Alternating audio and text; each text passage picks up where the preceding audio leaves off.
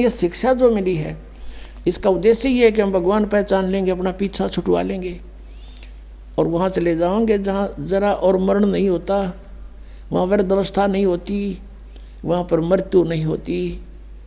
तो फिर हम वही ना रहेंगे, यहाँ क्या करेंगे? यहाँ जो कितना सुखी है आपके पास, बच्चे भी हैं, संतान अच्छी है आपकी और खूब यहाँ संसारिक भौतिक सुख भी है। कल मृत्यु हो जा, भक्ति बिना अगले दिन गधा बन गया, बता चाट ले उस ठाठ ने जो छोड़ के चला गया, क्या काम आया आपके?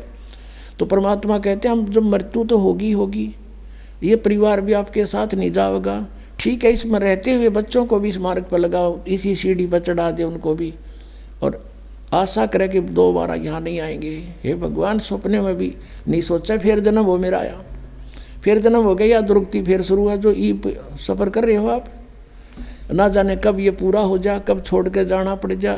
ऐसे कैर में हम रह रहे हैं, कति निश्चिंत ठाठ बना रहे हैं, नाचें कूदें भंगड़े पावें ऐसे गंदे लोक में, और नाचन कूदन का, गाने सुने, फिल्म देखें, ये कैसी रुचि बन जाती है आप लोगों की। फिर आपका छींट नहीं लाग रही इस ज्ञान की, आपने समझा नहीं इस परमात्मा क्या कहने आए थे हमारे लिए, तुम कहाँ पड़े हो और निकलो यहाँ से। फिर हमारा छींट नहीं लगी अभी, तो हमारे गहराई से जख्म बनना चाहिए अंदर शरीर में, आत्मा में, कि हम कहाँ रह रहे हैं।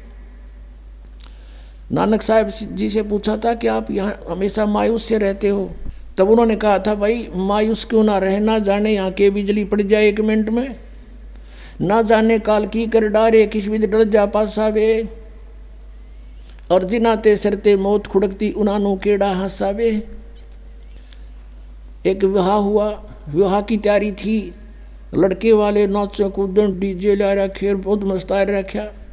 अगले दिन बारात जावे थी, 20 किलोमीटर गए थे अपने शहर से, वहाँ दुर्घटना होगी, दूल्हा भी मर गया और 5 और मर गए। पहले दिन तक डीजे बाजे नाचे थे, अगले दिन समाचार पेपरों में उनकी रोते हुए बिलखते हुए की चित्र देख के आत्मा रो रही थी कि भगवान, हे परमात्मा, बड़ी आँख खोल लिया आपने हमारी। कहते ना जाने काल की कर डारे किस भी ढल जा पासावे, और जिनाते सरते मौत खुड़कती उन्होंने केड़ा हंसावे। 1 सेकंड का भरोसा नहीं के बिजली गिर जा और यहाँ नाचे कूदे फंड करे। तो बिना ज्ञान के नशे में आदमी ऐसी गलती कर सकता है। कबीर ये माया अटपटी सब गट आन अड़ी, और किस किस ने समझाऊं या कुएं भांग पड़ी। तो अब ये भांग को उतारने का एंटीबायोटिक कैप्सूल, ये प्रवचन और ये ज्ञान, ये मंत्र रूपी औषधि आपको कानों के माध्यम से प्रवेश की जा रही है। तो इससे जब पता चलेगा, अध्यात्म ज्ञान से परिचित होंगे, तब हम सफल होंगे। अब हमने ये देखना है कि वो परमात्मा जिसकी हम खोज कर रहे थे और जिसकी लीला हम कहाँ मानते थे, वेदों में, गीता जी में और पुराणों में, तो अब वही सदग्रंथ हम खुद पढ़ रहे हैं। अब हम खुद पढ़ रहे हैं और पढ़ कर अपने निर्णय कर रहे हैं, क्योंकि हमारे पास वो मास्टर की है जिससे हम सब सदग्रंथों को समझ सकते हैं। वो हमारे पास कुंजी है, वो सृष्टि रचना जो परमात्मा ने स्वयं आकर बताई थी 600 वर्ष पहले, कि ऐसे ऐसे आप वहाँ रहा करते थे सतलोक में, वहाँ आपने गलती की थी, काल ने तप किया था, तुम उस पर आसक्त हो गए, भगवान से मन हट गया, इसके साथ आगे। और यहाँ फिर इसने तुम्हारे को दुखी इसलिए कर रखा है कि वो परमात्मा दुखी होगा जितना मैं इन न सताऊँगा। हमें जितना ये दुखी कर सकता उतना कर रहा है ये, और क्योंकि हम इसके नहीं हैं, हम अपने कबीर भगवान के बच्चे हैं। अब वो रोता है हमारे लिए क्योंकि हम उसकी आत्मा है, गलती करके आ जरूर गए लेकिन उसको भी दुख है। जैसे किसी की बेटी बिगड़ जा, लड़का बिगड़ गया और नालायक लड़के तो ब्याह कर दिया उस लड़की ने, फिर वो उसको तंग कर रहा है माता पिता के ऊपर क्या होकर, फिर वो माता पिता फिर भी रो रहे हैं मेरी बेटी दुखी हो रही है, वो चैन से नहीं रह सकती। तो वही स्थिति हमारी यहाँ पर है। तो ये इतना दुखी कर रहा है आपको कि हालत कर रखी आपकी, जीना छोड़ रखा है। और हम फिर भी यही सोचते हैं कि ना ऐसा ही जीवन होगा। ये तो नरक भोग रहे हैं, चाहे यहाँ पर प्रधानमंत्री क्यों ना हो, 36 बीमारी पावेंगी, टेंशन 100 की 100, घर में कोई और बीमारी पैदा हो रही होगी, ना जाने क्या घटना घट रही। तो कहने का भाव ये है, हमने इस सारे धातुओं को समझना और फिर हमने उस भगवान को पहचानना है।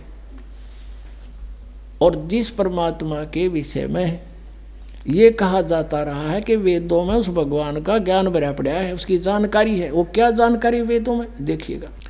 ऋग्वेद मंडल नंबर 9 सूक्त नंबर 1, ये देखिएगा। प्रकाशक हैं सार्वदेशिक आर्य प्रतिनिधि सभा, महर्षि दान भवन, रामलीला मैदान, नई दिल्ली से। मुद्रक Prince offset printers 1510 Pataudi house Daryaganj, नई दिल्ली से। इसका 9वें मंडल का प्रथम सूक्त पढ़ेंगे। ये 9वां मंडल, 9वां मंडल। अब यहाँ से थोड़ा सा ये देखना है कि इन्होंने, क्योंकि ये भगवान को निराकार मानते रहे, इसलिए आगे चल के थोड़ा सा इन्होंने गड़बड़ की है, उसको यहाँ से पहचाना जाएगा। 1 नंबर मंत्र है मंडल नंबर 9 के सूक्त नंबर 1 का मंत्र 1। इसमें लिखा है कि हे परमात्मन, ठीक, यानी परमात्मा की जानकारी है ये। ऋग्वेद मंडल नंबर 9 सूक्त 1 मंत्र अब 2 पढ़ रहे हैं। इसमें लिखा कि हे परमात्मन आप, ठीक। और फिर तीसरे में हे परमात्मन आप, परमात्मन आप। चौथे में हे परमात्मन आप, यानी परमात्मा की महिमा चल रही है। और 5वें में हे परमात्मन आप तुमको।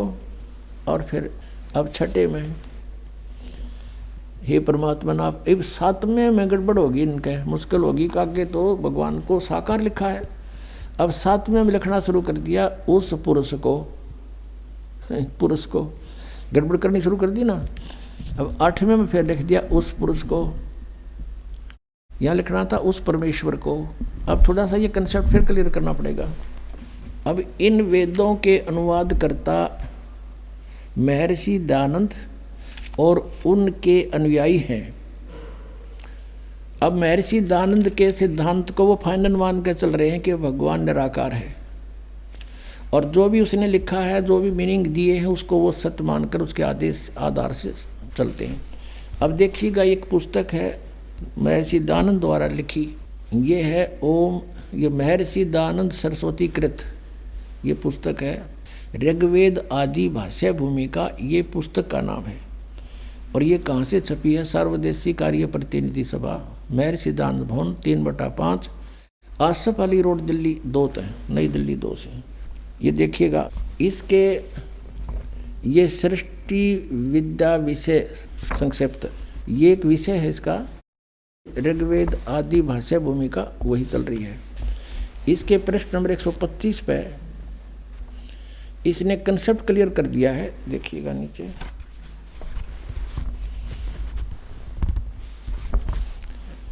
ये लिखा है यत पुरुष, और इसका अर्थ लिखा है पुरुष उसको कहते हैं जो सर्वशक्तिमान ईश्वर कहता है। अंडरस्टूड हो गया?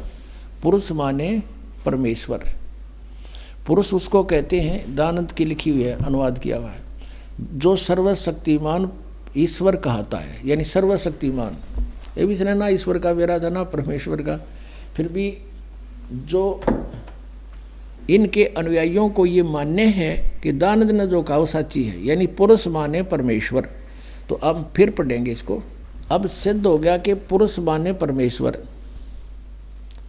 अब हम यहाँ जहाँ पर इन्होंने गड़बड़ी करने की सोची है, भी इसको इससे क्लियर कर लेंगे कि जहाँ पुरुष लिखा है वो परमेश्वर है, भगवान जो सर्वशक्तिमान का आता है वो उसको पुरुष कहते हैं।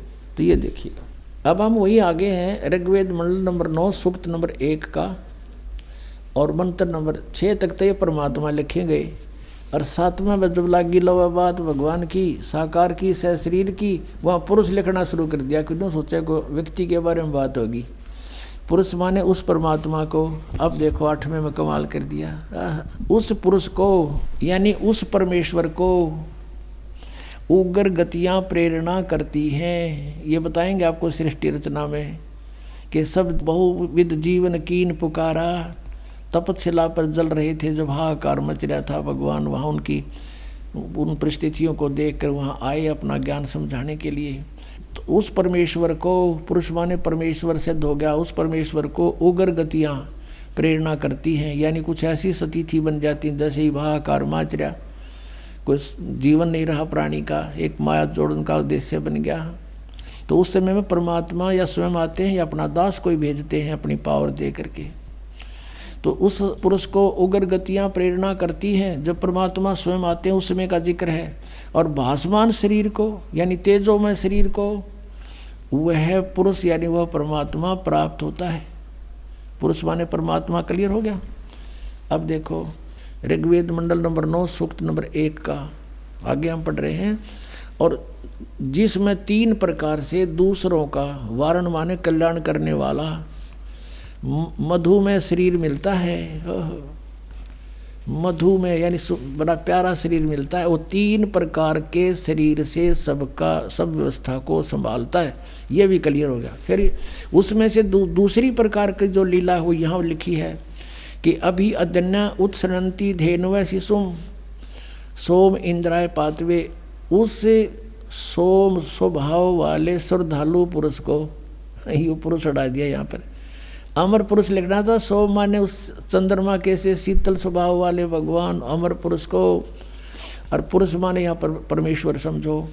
उस सोम स्वभाव वाले परमेश्वर को जो शिशु रूप में, शिशुम, ये शिशुम मूल पाठ में शिशुम लिखा है, शिशुम कुमार अवस्था में ही, यानी जब वो बालक रूप में प्रकट होते हैं। अभी अधन्या, अधन्या माने बिना धनाई, जिसको सांड ने टच ना किया हो। कंवारी, अभी माने पूर्ण रूपेण, सब प्रकार से पूर्ण रूपेण अधन्या, जो सांड के द्वारा कभी सथाई ना गई हो। तो इस कहने का भाव कि कंवारी गायें, गौवें, धेनु गौवें तृप्त करती हैं। उनकी परवरिश की लीला इन कंवारी गायों के द्वारा होती है जब परमात्मा सी स्वरूप धारण करके आते हैं।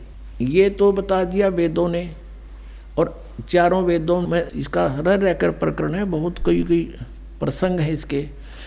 अब इसमें विशेष कंसेप्ट क्लियर है, इसलिए एक ही दिखाते हैं, समय आने पर फिर और दिखाया करेंगे। अब वो सूक्ष्म वेद में लिखा है उस परमेश्वर ने जो लीला की थी।